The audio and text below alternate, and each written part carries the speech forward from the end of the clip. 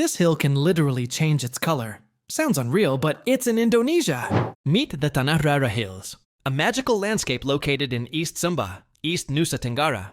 The name Tanah Rara comes from the local language, meaning red soil, a nod to its vibrant color during the dry season. But here's the twist. When the rainy season comes, the hills transform into lush green waves of grass. Then, as the dry season returns, everything shifts to earthy browns, creating a whole new vibe. It's just a short drive from Wengapu City, and the road to get here is surprisingly smooth. No wonder photographers and nature lovers can't get enough of this ever-changing beauty. Nature's magic in just one place.